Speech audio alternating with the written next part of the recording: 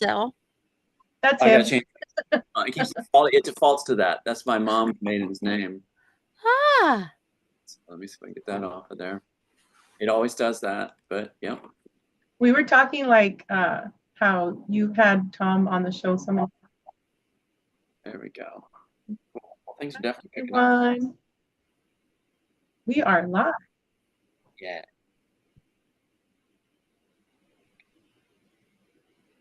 Act. Oh my God, I did it. Okay. Thanks everyone for being on the show. Do you hear any background noise now? Or no? Good. no. I'm Veronica Bartolini with Codebreaker Real Talk, and today we have Penny, L.A. Shepard, and Tom Althouse. It's a pleasure to be here. Thank you for inviting me. And Tom's a very good friend. I think we might have known him for the same amount of time. I've known Tom for a couple years now. And I actually, when I first started talking to him, I was talking to him about my story because I was like, oh my God, I didn't know who Tom was or anything about him, but I saw, well, I think one of his shows, and I contacted him on Messenger and said, oh my God, I'm actually the real 11 depicted in Netflix Stranger Things. I don't know how they did it because I didn't write a script. They just like stole my life, and I don't know how they did it. And there's many people out there that are like, well, I'm the real 11. And I'm like, oh my God. Uh, I don't even think the Duffer Brothers know that they wrote about a real person. So I'm not an inspiration for them. I still am like, who gave them the information? How did they know so much about me? I remember writing, when there was an individual, Charlie Kessler, who sued the Duffer Brothers. And so I called the attorney because, I worked for attorneys for 40 years. And the attorney answered. I didn't get a message machine or anything.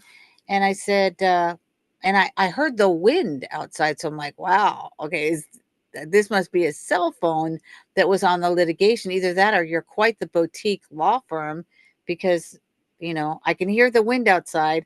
And I've worked for many law firms and worked in, skyscraper buildings.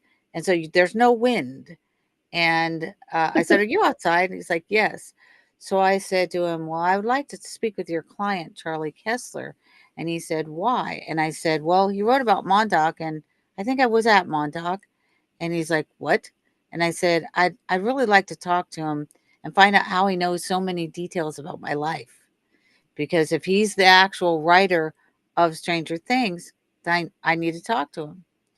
So 2 weeks later, after I contacted him, Charlie Kessler dropped his lawsuit. Now, I don't know why he dropped the lawsuit, but then I called the attorney back again when I saw that the lawsuit was dropped. And I said, well, I'm sorry the lawsuit got dropped, but I would still like to talk to Charlie. And I asked him if he would send Charlie the information from my website. And he said, well, I gave your information to Charlie, Penny, but he doesn't want to talk about it. Sorry, Charlie.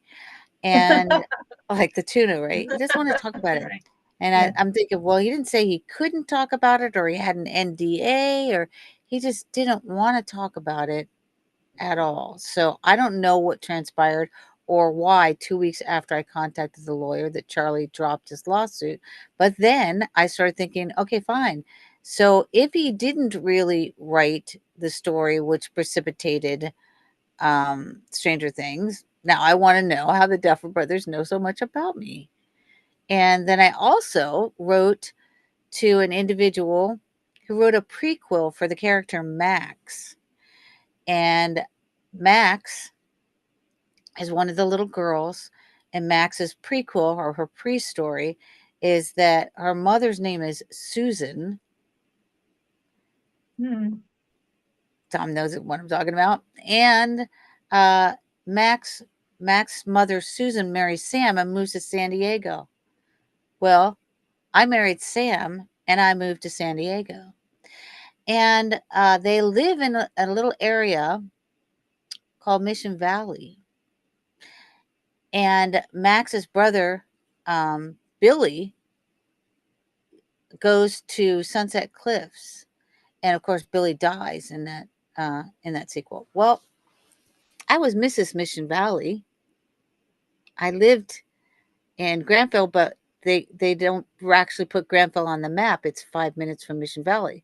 So when I was looking for a title so that I could go and help the kids with cancer at the local hospital, I just wanted a little sash and a crown so I could go in. They thought somebody important came to see them.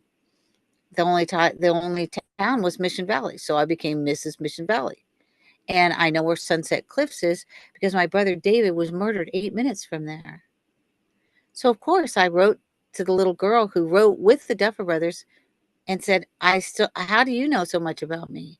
'Cause you're not even really affiliated with the show, but you've written a prequel and a life for this person that is my life. And I don't understand this. Well, of course, she never wrote back. She probably thought, oh, another wacko, right? But there are so many connectors that I also got in an argument with Peter Moon. And Oh, Peter sure. Moon, I found out, is a Scientologist who Yes, he is. wrote for Preston Nichols, who everyone said, oh, that's 11. I went on one show and they said, that's 11. And I'm like, all the hairs in the back of my neck stood up. I said, no, Fat Boy Preston was not 11. He was a boy.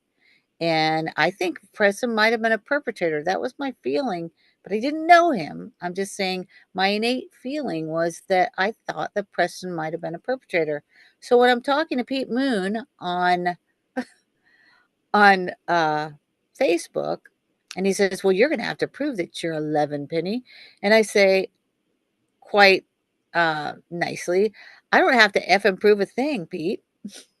I said, I'm going to let everyone read my blog and then they can determine for themselves because I already know the thousands of threads, not just one, but there are thousands of threads that pertain to me and I don't know how they did it.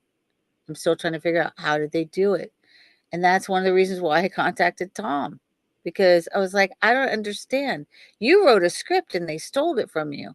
I didn't write a script about my life, but they have all these details. Like, for instance, the little girl's name, it's actually Jane Ives. Now, they say that there was an Ives that worked for the show, right? So they decided, well, we'll just name her Jane Ives, right? Terry Ives is her mother. Well, I was raised in Ives Estates. I lived off of Ives Dairy Road and I went to Mady Ives Elementary School. Was that just an ambiguous that they chose the Ives? And then they call her Jane Doe, as in Jane Doe from Ives, which that was me. I was a Jane Doe from Ives Estates. I was raised in Miami Beach, born in Hollywood Memorial Hospital, August 11th, 1958. My middle initial at the time was L. Then I got baptized Ann, and then it became Penny, L.A. And so I've had that L.A. with me forever. And at one point, I changed my last name to Shepard. I was praying in Emmanuel Faith after I left my agent from a band that I was in. And I prayed and I'd asked God when I was in that band, I said, that God is my real father. Not knowing that my actual father that raised me wasn't my father. But I said, God is my real father. And I was asking, what is my name? What is my name? What is my name? And then I went to go do a country gig. And I said, God, just please tell me. I'm in my 30s. I'd like to know what my actual name is because I know my last name is not my name. And he said, your name is Shepard. Go down to the courthouse in San Diego and change your name and never change it again. So I said, okay. So I went down and I changed it. I spelled it Shepard. And I went back to my boyfriend and said, I think I spelled my name wrong. Shepard is actually not spelled that way. It's spelled Shepard. And he said, well, how could you spell your name wrong if that's not your name? I said, oh no, that's my name. God told me that's my name. And for years I kept that name. I never changed it. I got married. I hadn't changed my name in my first marriage. I hadn't changed it. I was still Penny LA. And my husband's last name was Zenos, which if you don't know what that means, if you Google it, it means stranger. And I had a band named Stranger. So you see, these are obscure details. These are actual details that pertain to me. Was it a lucky choice that they decided to call it what they called it? Was it a lucky choice that they decided to call the character Jane Ives, and the Duffer brothers, as I researched further, are born in Durham, North Carolina. Well, I believe that my mother, she went to nurses training in North Carolina, and I believe she went to Duke University because I think she was housed at that time in nurses training, and there weren't that many nurses programs in North Carolina that had schools with conservatories that housed the girl nurses. And when she met my father, she was gay. So she'd gotten kicked out of her nursing training, and she wanted to make sure that her girlfriend still continued. So she went to my father, who was actually my um, my grandfather's friend, and I guess asked him to marry her. And at one point, when he was in the hospital in 2000, I think it was 2000 something, he said to me, "I did something so evil, even God wouldn't forgive me." He didn't tell me what it was. And I said, "Well, Daddy, God would even forgive Hitler if he asked him." And then I thought about it later on. I was like, I'm pretty sure my mom was a Hitler baby. So that's ironic, right? But she married him. And in the 50s, you couldn't be gay and come out of the closet. So she marries my dad as a cover story. But I think the agreement was that she worked for MK Ultra with Duke University, because the universities were doing MK Ultra. I still don't know who my older brother Rob is. I really don't. He didn't look like any of us. We were all towheads and straight hair, and he had black wiry hair, like bushy hair. Didn't look.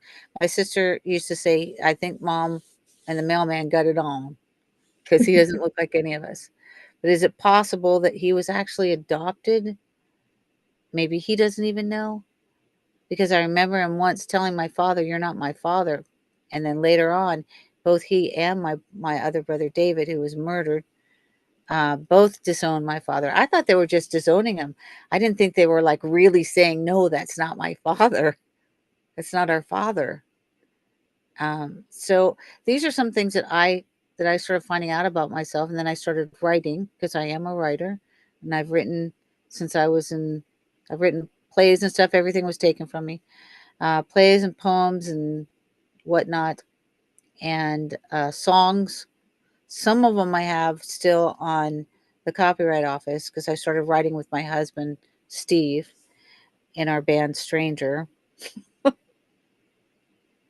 Stranger Things, right? Stranger Things. Right. And then when I was posting some of these things for an MK Ultra group, which I have on Facebook, I had a couple, I think it was Facebook or Meta, coming at me for copyright, because I was saying MK Ultra Stranger Things, which, so I said, okay, fine. I'll just say MK Ultra X Mrs. Stranger, because when I divorced Steve, I became the X Mrs. X, and I was going to write a book called the X Mrs. X, and both of his parents were doctors, and they were called Dr. X, Doctors X, and my husband also had his master's in psychology, and Oh, he worked as a counselor very briefly and did more administrative hospital things, but he was known as Dr. X. That's what all of his friends called him, Dr. X. So I was literally married. I was Mrs. X. So that's where the X comes from in X-11. I was Mrs. Xenos, which is Mrs. Stranger. And then I became the X Mrs. X. And then I found out at like 58 that little girl in Stranger Things was most assuredly me. And I'm still unsure as to how they did it. But, you know, that that definitely is me. I was born August 11th, middle initial L. My name Penny in Greek, Peniopolis, uh, actually Penelope. The AKA for Penelope is L. yeah. That's just a little bit of my journey when I'm trying to figure out. So I started writing in the air. I wrote a blog uh, because my brother David was murdered, and his book was unpublished. He did get it published on the Copyright Office, but I didn't have an address for a while, and I wasn't going to fight the Copyright Office. You'd have to take them to court to sue as his heir. But I did promise him that he wanted me to see. He had 2 publications, and he said, I'm counting on you to bring him to the big screen, Penny. I was just a singer at the time. But now I have some intellectual properties, and I'm garnering people that I love, people that I trust, people that love God, people whose journey is a very righteous journey, that I want to work on projects with me and write with me. You can't write with people that don't have the same heart as you do. You just can't. Although they do put them in the writing rooms with you, and I know. and when I asked Tracy Torme, who wrote Sliders, and he also did the movie Fire in the Sky, he was a guest on our show for almost a year. He died last January, I believe it was, or January before that. I asked him, hey, Tracy, were you aware that there were CIA agents in the writing room? And he said, well, I wasn't then, Penny, but I am now. And so how does this information get leaked into there? Tom, explain how they took your script and parted it out like 162 different properties. Right. Well, like you said, they utilize the Copyright Office. So utilizing the Copyright Office, what they do is they enter a copyright on your original title, and then they do subtitles. They enter subtitles, and then they put it under the ownership of other studios. They'll do a whole different entries on, like Tom Hanks was on mine. The guy who wine and dined the Wachowskis was on mine. So what they do is the Copyright Office is really the hub for creating the theft structure, which is amazing. You'd think the Copyright Office was working for you. Yeah, I don't trust them. I haven't trusted them for quite some time now. Some individuals there are good, but other than that, like I ordered my what is it, right? This one right here.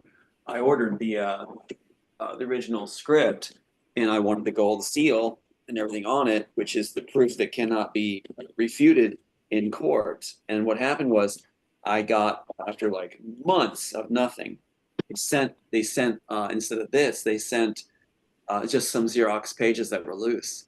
And I said, I paid $400 for the gold seal. And when I was on the phone with these guys, and the Copyright Office guy said, yeah, you did, but we're not sending it to you. What? And so I contacted this lady here. I called back, and this lady who's on here, this version, the Aunt Angela Hightower, it's actually there. What a great name, right? Right. And Warner Bros. Claims Lord of the Rings, so this is perfect. God has a sense of humor.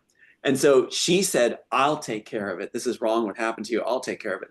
So she is listed as a supervisory copyright specialist, records research and certification section, Office of Copyright Records. She got it to me in just like 2 weeks. Is she still alive? I think so. So she did this, that wasn't that long ago.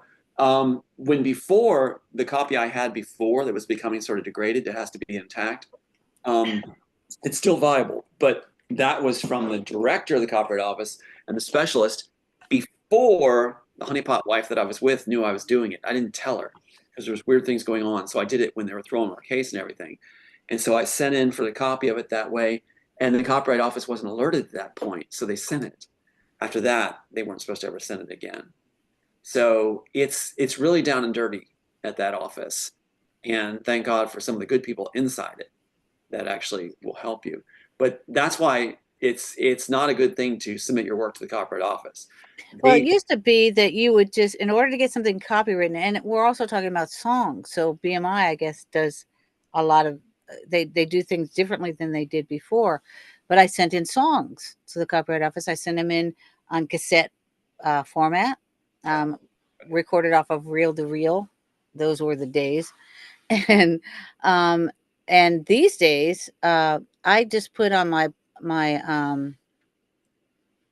blog, all works herein are deemed copywritten by virtue of electronic publication. Now, that's a kind of a poor man's copyright, but it will do, because I actually had an individual that took my journals and started publishing segments of my journals on Facebook. And some of those segments were actually sent to me by a friend who this person had tried to turn every single friend that I had, cherished friends, against me. And by sending them these publications or these writings that I had, because when I left where I was, I had to leave. I left like 30 bags of stuff. I had to leave quickly, and I had to pack everything up. I packed it up in 2 days, and so I left behind. When you leave someplace, and here's how I learned, unfortunately, to go bags. So I traveled on the road a lot. I traveled on the road. I toured. I was in cover bands. I toured across the United States of America. I traveled with 10 trunks of clothes. I was in varied bands. So I would travel within the trunks when I set up my gear or I was at a band house or whatever. I would use the trunks as a table. As a matter of fact, the trunks are a table right now. Still using the trunks as a table. Some things never change. And so I traveled on the road with all of my gear. And, I must say, God really protected me because I never had anything stolen. Only one time, and I knew who took it. In all the hotels, uh, they treated me very well. I would go down and eat with the staff. Uh, I would leave gifts for them. Never once did I have any piece of equipment stolen. Nothing. Um, so I would say that I was blessed by that token. And I think also how you treat people is, very important. And unfortunately, sometimes we bring people into our circles and then they're not who we think they are. And we find out later that they said they were your friend, but they've actually become an enemy because now they're taking your words, what they don't even know what your words were or your intent was when you wrote those words, and they're twisting them around to make you into a person that you're not. So I was fortunate enough to get some of the writings of this individual. And by the way, those are work property. So it would be like if someone broke into Tom's house and took his journals that he was using to, Tom's laughing, that took his journals for that he was writing his script on. Okay, that's his work property. So if someone took those and published them, then they are now in violation of copyright, and they're stealing your work property. That's simply put. They did much worse to Tom, but simply put, that if they're taking your work product and they're publishing it, they don't have the rights to do that, and you could most assuredly sue. Um, you know, I am a person that's a creator, so I will continue to create until I leave this plane. And I enjoy creating. So that's why I love the show that I do with David Zublick. I have the ability to create certain things. And I love David. David's an amazing man. I really believe that God led me to David Zublick because my brother David was my older brother, and the book that he wrote was titled The Whistleblower. He wrote several. He wrote a screenplay after The Whistleblower because he wanted me to have it. He gave me a copy of it and said, "This is for your birthday, and I want you to produce this." However, that final product that I saved in the safe, and when I left my husband, I put it in a briefcase, was taken by an individual named Tony. Tony Meese, and I am naming that name. And Tony Meese took my laptop and he took my briefcase, and he was also in communication with my first agent, Durrell. So I wonder if Tony Meese was given the directive to take the final screenplay that my brother wrote, the last thing that I had from him, to take it and disappear it because I don't have it any longer. It is on the Copyright Office, and as I said, I would have to sue the Copyright Office. I'm not going to be engaging in litigation because I have other things that I need to do, and I think that the mission that David had, I'm achieving that because I am doing what his book wanted to do, which was to research everything and to help whistleblowers. And that is the mission right now. If I get in a position where I can gain that intellectual property that perhaps has already been breached and stolen and parted out by the Copyright Office, I will indeed try to bring it to the big screen. For now, I think I'm doing what he would have wanted me to do. I think he would have been proud of what David Zublick and I are doing to try and help people without a voice to come forward and to educate the world on the deep state, etc. Tom? Yeah, you think you're doing a Sure. great job, really great I job. wanted to ask real quick, Tom, he was laughing because when you said, Penny, that his house being broken into, he just did a show earlier today on I know. Rumble, which I'll share. And It was a good breaking tell- into, though. It was a good one. Yeah, let him know, Tom. What happened? You're muted. You're muted. But yeah, thanks. That was so funny. You and Penny are heroes to me. You really are. Because Veronica, you're the first person really to stand up to anonymouses. That's huge. And Penny, you and what you and David are doing is just absolutely incredible. And I've learned, like, I felt God was leading me, use even like the Daily Show technique. If you got a sense of humor and you're well known, then use it like they do on the Daily Show.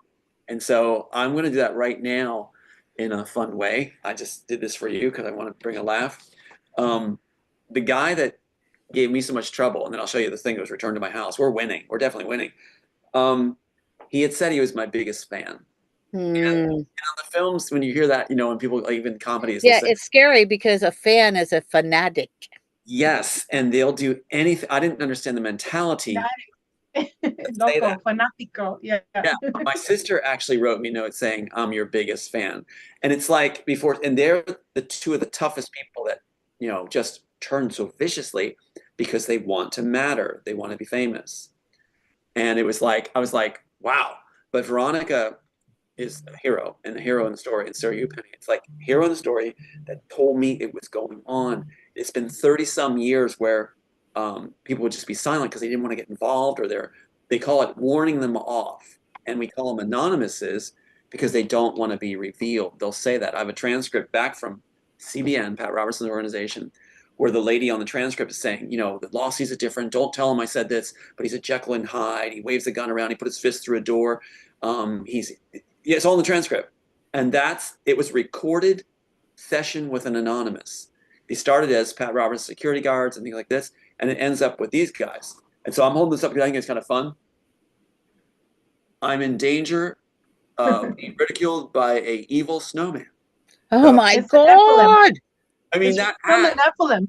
the hat is nowhere else except on Burl Ives. Facial fur. That's what I'm dealing with. It's like, They're yeah, part of the Nephilim clown bloodline. it's incredible. It's like, yeah. And so your biggest fans, quote, are the ones that will turn on you so hard.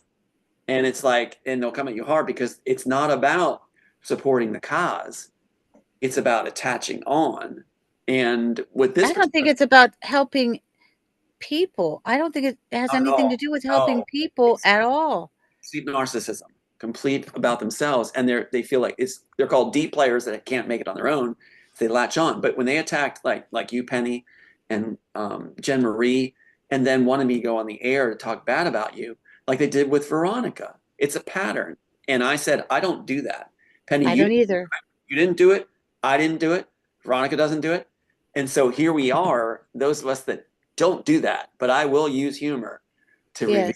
And when it's just laid out by God in front of me, I'll take it. But at the same time, what's happening is, I mean, that's a nobody player. And he can be somebody else's biggest fan. And I think God's got a real sense of humor because his sidekick now is named after a fish. But here we So anyway, yeah, but here's what returned in my house after 2 days before Easter. I don't know if I showed this, but this original draft is listed as March 21st, 1993, draft 1, right on the bottom. This is the Holy Grail. of the intellectual property rights for the Matrix claims. And so on the top it says up to date as of January 1994 corrections. So this has the corrections written in from 1994. Wow. All kinds of stuff. This is a gold mine, but this isn't one just showed up by itself here. It showed up with this. And When did it show up, Tom? When did that happen? Easter. 2 days before Easter. See, that's when you were trying to say it. Yes, exactly. That's they can't show up on Easter because you're going to be there. Right. So you're out and about. If you're preparing for Easter, out and about, getting like I was getting stuff for Aiden and his girlfriend's Easter basket. So I get back and quite a little Easter present for me. Yeah, the white rabbit. Yeah, that's really good. Yes, of course. Yeah, or the golden, right? Or the golden egg too. Golden goose, which is what Disney called me, the golden goose. So, and the star player on the bench. This right here was also with it. This is another first draft from 1993, but just not any first draft. This says on it, here it is, Greg. It was good talking to you. Areas are earmarked where possible additions might be helpful. Looking forward to your thoughts on this. And in it enclosed, thank you, agencies that returned this, I think. It's Tom, I'm moving to Thailand for a while and have to get rid of all my stuff. So I'm sending this script back to you. I'll be in touch. Take care of my good friend, Greg, who's a really important witness for us winning our case, who worked on the battle sequences. And keep in mind that so glad you asked this question. Keep in mind that in the attempt to do Matrix 2, when the Wachowskis said they had to do Matrix 2 and they didn't want to, they thought they'd just do Matrix 1, save their career, and it became such a hit they didn't expect it to, that they were told by Warner Bros., you got to do Matrix 2. So they have in Matrix 2, they try to do it themselves, where they have this motorcycle riding and opening with a motorcycle disintegrates in the air, and it still looks like you're riding a motorcycle. That is so stupid. And then what happens is they have Smiths cultivating the DNA of something of Neo to create a super Neo nemesis, and they name him Greg. So you have Thomas A. and Greg. Oh God! They're stupid. They're so dumb. So I'm glad for the evil snowmans because they're not that bright. But here's Tom Summers. This is my stage name back then with script number 2, proof that was stolen from my house in Maui.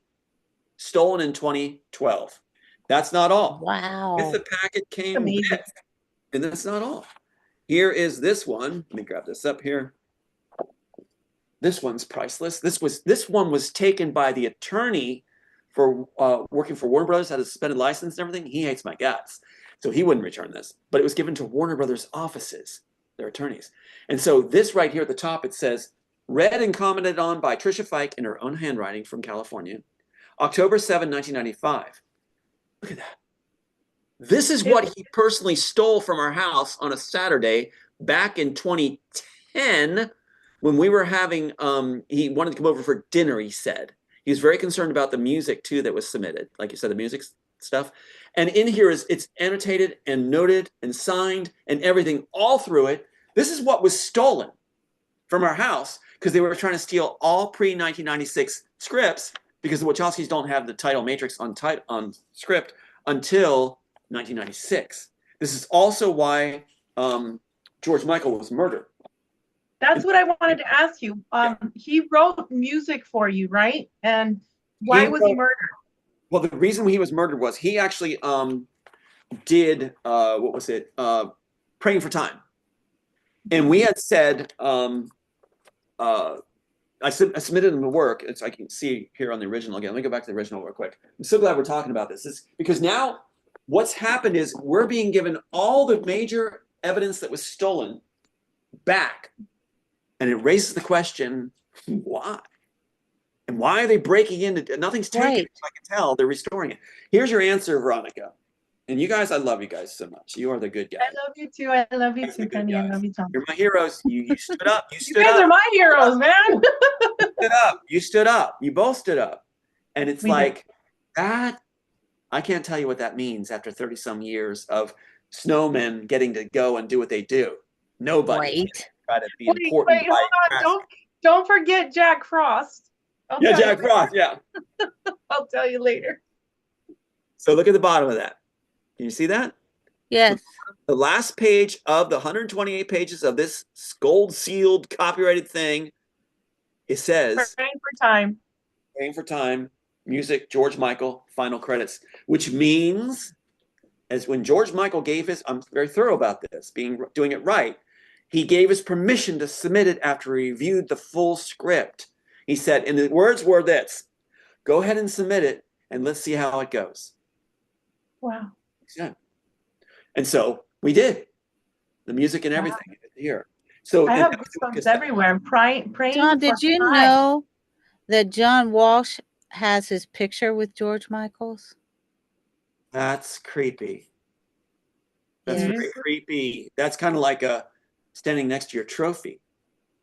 Yeah. On a hunt. That's what they do. You guys know that they do that. Oh, yes, they do. They send people in to get pictures with you and everything. Yes, when I was doing research, George Michael's attended some gala for, I think, National Center for Missing Exploited Children, or some gala, and he had his picture taken with John.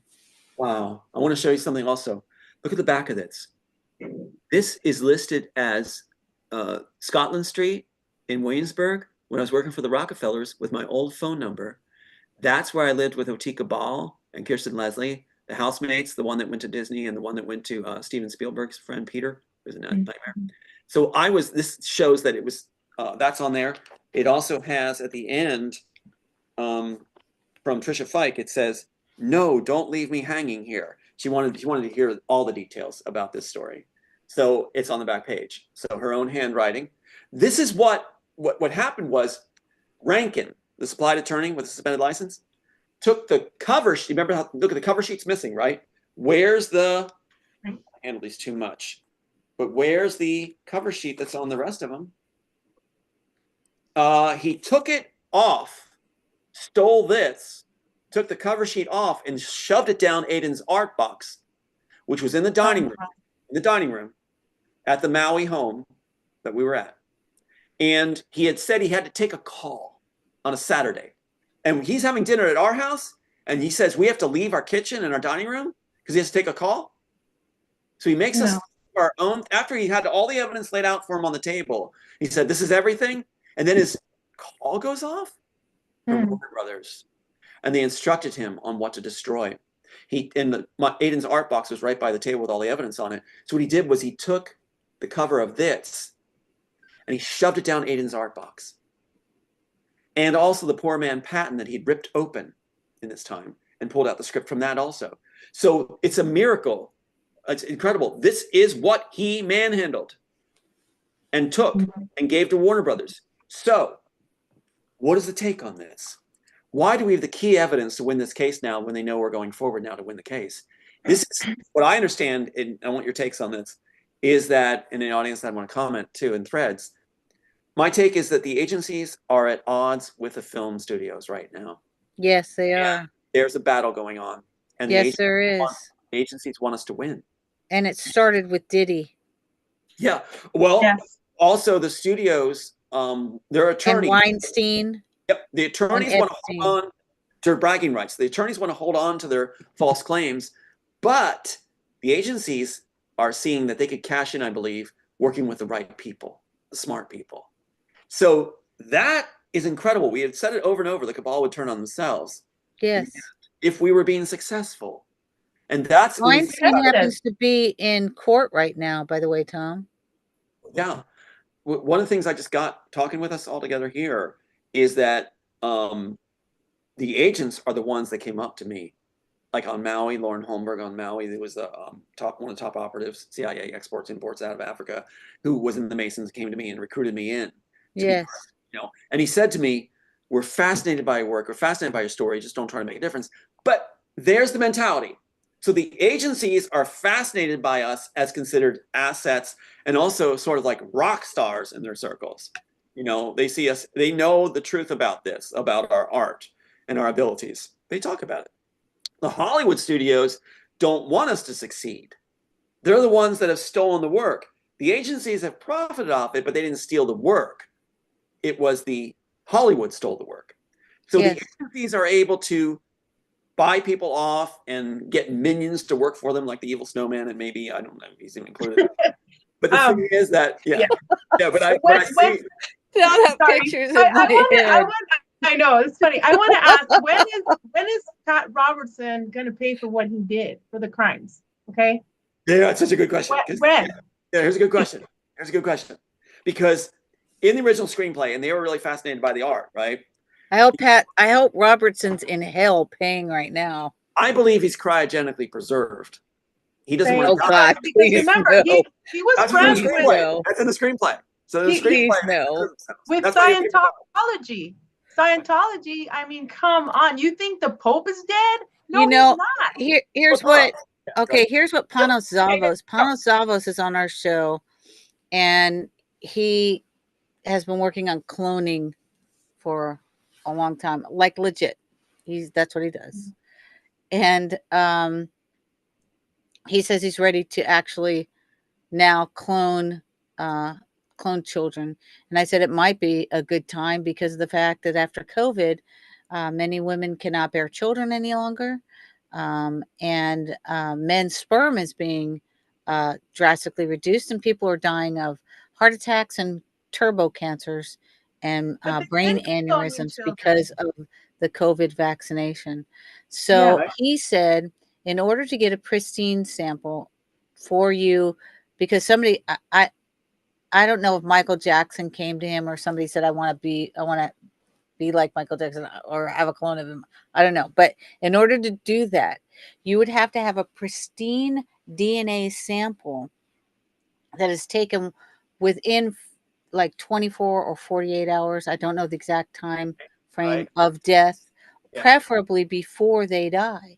So Robertson would have to actually have had a sample taken while he was living, which is possible. Yes. Right. And then they cryogenically preserve that. And yes, then they can clone him. And they also can take your head off and sew a new head on you. Yes. That's like for real. It's not, it's the X-Files is real. The day after tomorrow or something, I think it is. But yeah. Yeah, and then Face Off too is real. And there's these people called the face peelers. I don't really want to get into that, but they peel the face of people, of the young girls, and then the older ladies get their face on there. Yes, and with plastic surgery, though, they have been able to alter facial features for a very long time. True. You know, unfortunately, I have seen some when I was in Chicago. I saw some really bad face jobs in which the women from far away, they looked okay, but when they got up to you, you're like, oh my God, these are like demons. Yeah. Well, how bad off is the truck? Yeah. Right. But as far as sorry, as far as go ahead. There's a fourth script. There's a fourth one here with rusted gold. So I didn't see the fourth one before. I saw these three that I showed you, and now there's a fourth one. Show us. I mean, show us what's in there. Flip it through. Okay, what is that one about? When you're telling me your story about how that guy stole your script, I'm getting angry because of how they stole my brother's script, because I promised him that I would bring it to life. Yeah. And that's how they did it. They stole it and then lied. Right. And said that, oh, somebody must have taken your briefcase and taken your laptop. It was a brand new laptop. Just raised something so important to me when you said about angry over what they did.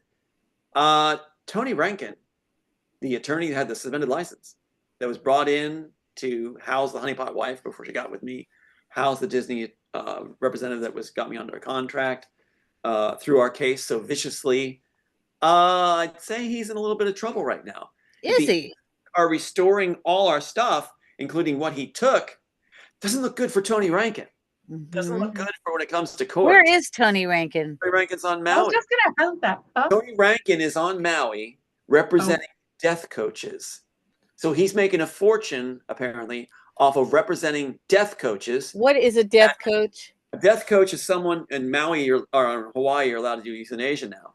So what happens is he gets yes. And in Canada, they want to do that in Canada. I think it's legal already. Yes. So wouldn't it make sense that this vicious man, crackhead, ends up being attorney for death coaches? So what happens is the reason they need attorneys apparently is because the families are upset that they're coaching a loved one to die, and then the loved one signs over the inheritance to the death coaches out of appreciation.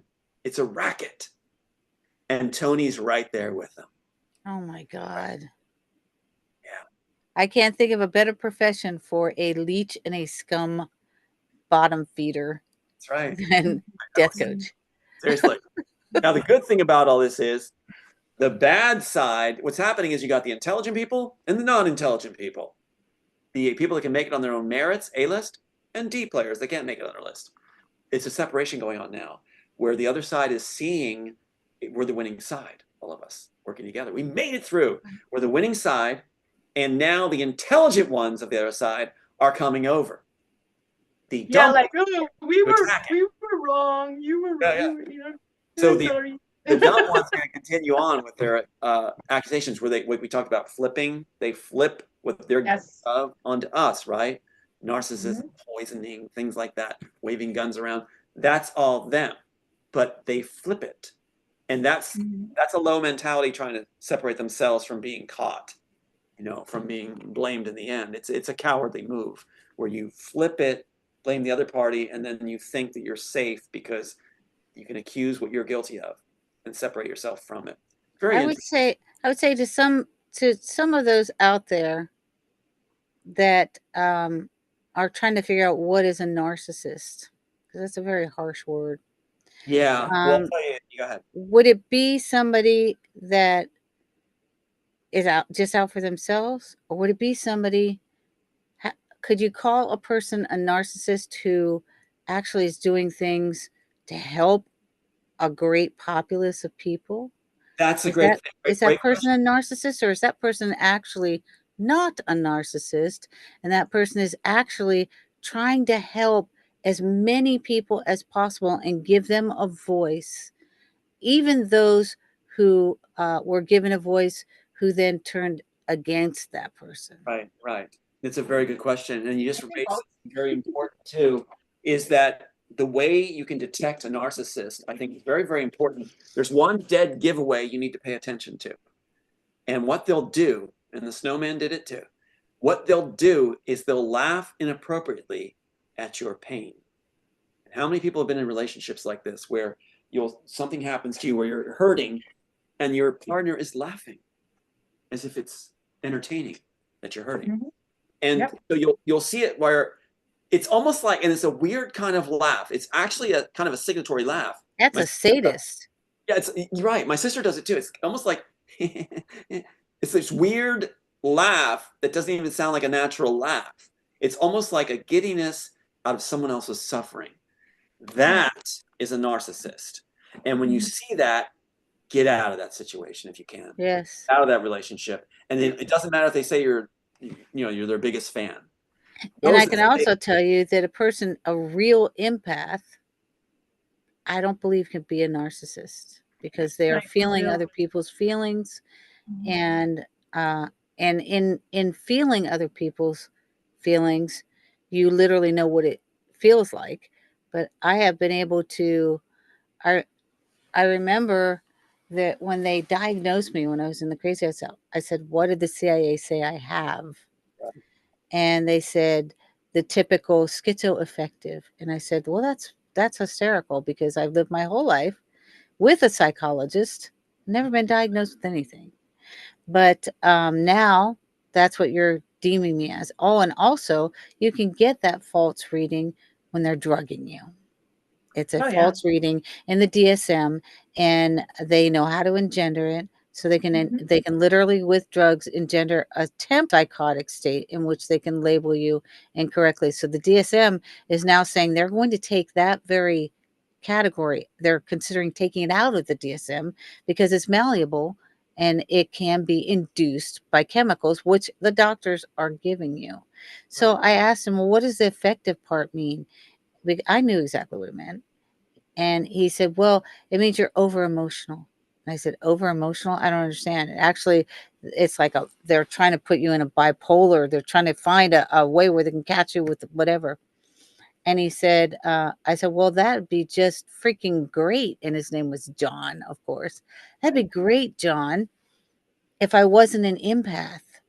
because when I shake people's hands, I feel their pain, and I cry because I feel their pain. Right. Well, empaths can outlast narcissists easily. Yes. We cannot think of harming ourselves really because we can't help anyone if we harm ourselves. And the only ones we're really going to hurt are those we love. Narcissists, Yes. they only love themselves. So Yeah, they'll kill themselves. they're the ones that can, take themselves out and picture the whole world crying for them. There was a program I was watching, it was very interesting, where I feel like God just puts it in my lap, where I'm supposed to see, and pay attention to. And it was about how nurses and doctors, the worst patients they can have are narcissists that are terminally ill. Because a narcissist's world is collapsing in on themselves when they face the fact that they're mortal and they're going to pass away. They Yes. can't conceive of that. To them, it means failure. So I don't want to be around my sister when she's terminally ill because she's going to be a nightmare for nurses and doctors because it's all about her. And the same for certain ones that are related to Frosty. So I would say, it's just not a good thing to be around. No. Another thing that the narcissists do, because they did it with me, and that was my ex-husband. The whole Omega project was done on me, and he had just taken out $100,000 policy. So it was just like, just saying, kill yourself, you're not good enough, and then, you're getting hurt at home and you can't tell your chief. That's why I'm writing my third book, which is probably going to be published before my second one, because I'm telling it all of how they do it. MK Ultra, Yes. in a marriage where you're married to another cop and you're a cop and you can't talk. You can't tell how bad it's going because you're not going to be part of the good old boys club. Right. And the Omega project is there. But real quick, when I was sent the DARPA agent, he said, do you know who's going to be the one that's going to turn their back on you or get rid of you is the person that you're breaking bread with. So you got Frosty, I got Jack Frost. And I thought they were friends, not the other guy, but they're not. They put me in public. They say, okay, they're talking crap about you, Veronica. Let's go do a show on defend yourself. And me thinking, oh, maybe I should defend myself, right? Because I'm being hit on, like in my brain, like you got to defend yourself. And I'm like, I fell for that. And I don't need to defend myself anymore. And I'm glad I'm part of the better group now. You are. You're part. Yes. You guys are tops, and we're all rising stars. And I love it to make a difference. We're doing it to make a difference. If I couldn't make a difference, and if we couldn't make a difference, I'll go do farming. Because it's really about that. I got to wake up in the morning and go, am I doing something that's going to make a difference to make a better world? And that's what they even put in the black sales thing I was talking about. Black sales, that production, where they put everything in there. This lemon, put everything in there. Just want to. We only have about 3 more minutes, but I just wanted to say to everyone that has a responsibility of a podcast, because it is a responsibility, because people do listen. And the words "be kind to one another" are not enough. Use your time, your airtime, very wisely, and try to leave people better than you found them. Try to provide edification and elevation for them. As simple as being in a grocery store and walking up to somebody and smiling. Yeah. And, you don't know what that smile might have meant to that individual. So give a smile away. Pray for people. I know that the adage is pray for your enemies. That's probably the hardest thing, to pray for your enemies. But we're tasked to do that. And maybe someday they will change. Maybe they won't. That's up to them. And I'm going to say, not just try to be kind. Be kind. Be kind to one another, and say kind words, because when you say very harsh words, those words they're intended to reside in you like a record that continually plays. They're intended to diminish and to hurt. And don't listen to people that diminish or hurt you. Know your own worth in Jesus Christ and count on that. Don't listen to those that are trying to tear you down, and don't be a person to tear other people down. But definitely be a person that if somebody has done something wrong that you feel that you need to call it out, call that out. Um, that's how we all heal and we help others from getting sucked down a hole. This gave me But the I don't like to devote any time to that. I will call out people that are in the political arena, like Biden and people that have destroyed the United States of America and the demon rats and the Satanists. I will be calling them out on a regular basis.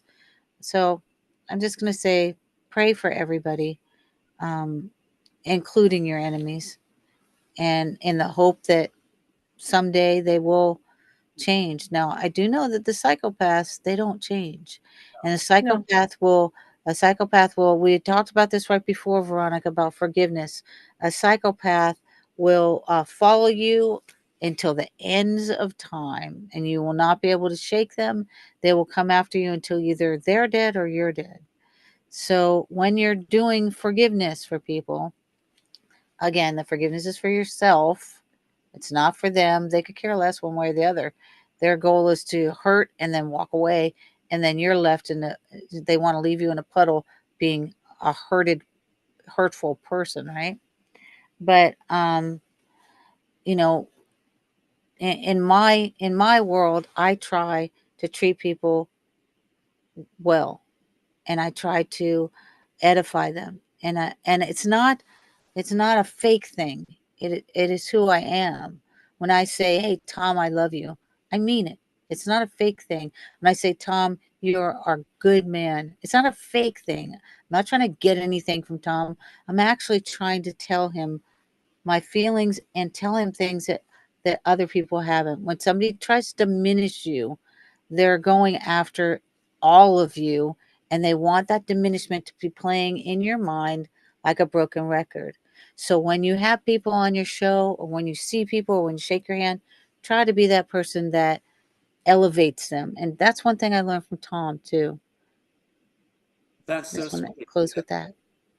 You gave me the image of the Ice Age film I love, where it's Alpha and the boy with a wolf, and how they would form around the fire, their circle. They would help protect each other with the spears out against the saber tooth and things like that. And that's what we need to do. We stand for each other, and it's really about being genuine and finding other good hearts. And uh, the other side will attack individuals. They'll attack. They're kind of like um, hyenas. They're kind of fearful, afraid, and they attack an individual. But when they have a group they're trying to go after, they usually scurry away. They have trouble with that. So I like the Ice Age circle idea, where it's like I Me stand too. for Penny's reputation, I stand for Veronica's reputation. I know their hearts. I know who they are. I've known them a long time. I trust them. They've come through. We've weathered a lot of things like a band of sister brothers. So I will stand for you guys, and I will not be pulled in any program to talk bad about you. Ditto. So Ditto. Same here. Thanks, guys, for being on. And Penny, I know you got to go, so you'll send me all your information again, and I'll put it on this in the end of this podcast, the links. And Tom, I have yours, so I'll put yours on there. Thank you, everyone, for watching Codebreaker Real Talk with Veronica Bartolini, Penny, and Tom. Have a great night. I love you guys. Bye.